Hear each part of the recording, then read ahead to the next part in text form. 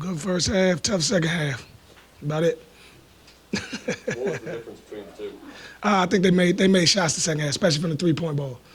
They made more. I think the first half we kind of controlled it a little bit. They were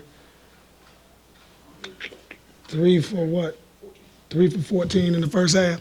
Second half, I think when they made that little run, was Nick Moore probably hit 2 or 3 straight threes, or three or four threes within a stretch, which opened up the lead for them, which actually could make them play a lot more loose, and it actually loosened up our zone. So once they loosened up the zone and they were able to get jumpers off, it was tough for us in there.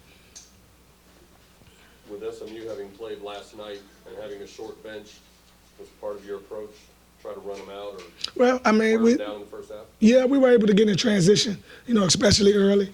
I think with them having a short bench and all that, I really don't think that matters, especially when you get to this level.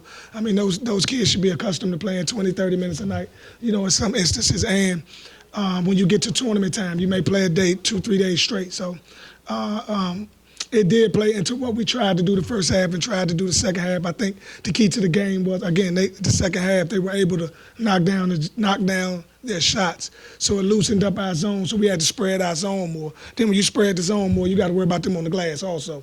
So I think that ended up being the deciding factor for us. And was able so they were able to get that big lead. And then it becomes a 3-point shooting contest for us. Now we got to knock down shots at the same rate.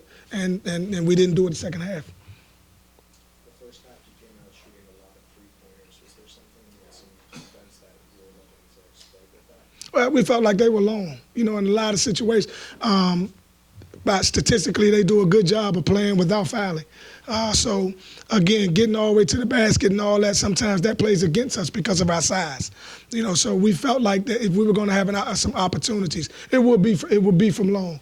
And then we would use our inside guys, which are a little bit smaller than theirs, but we would try to knock down the long ball and then attack them from the inside while they're spread. Again, it worked for a while, but everything works as long as you stop them from making shots. And I think that's what we didn't do well the second half. Jordan Tolbert had 19 rebounds tonight after 23 last night. How does he compare to some of the better post players that you guys face?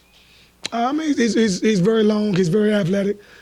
We've faced some decent posts this year. I think he fares up there with any of them. The one thing you got to give him is he's getting those statistics every night.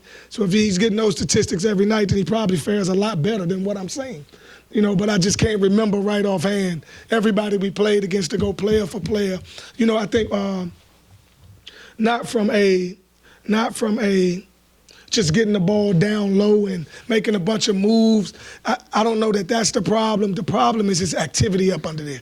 I mean, he's always around the ball, and getting his hands on it, this and that, and that gave us problems. And eventually, his size and athleticism wore on us. Not him, the kid Zero. A lot of their size and athleticism, it just wore on us. Even with their wings are long, a lot longer than ours. And when you got to fight them off for 40 minutes, it can become a problem for you. You go into halftime trailing by 2 against the number 18 team in the country. What was your message in the locker room? Continue to fight. I mean, do what we've done since I've been here. We got some tough kids. We didn't knock down the shot as well as we'd like to the second half. We didn't stop the 3-ball as well as we should have the second half. But at halftime, we told them to continue to try to do what you do. And again, part of our plan was to make them make shots. And the second half, they did. And if we lose by part of what we draw up as our game plan, I can deal with it. Because we're not going to stop them at every phase of the game. But we did say that if they begin to make shots, that would open up everything else.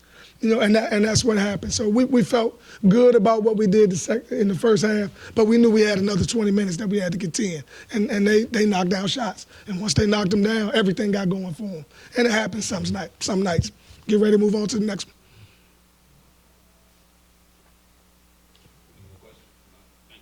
Thanks. Yep.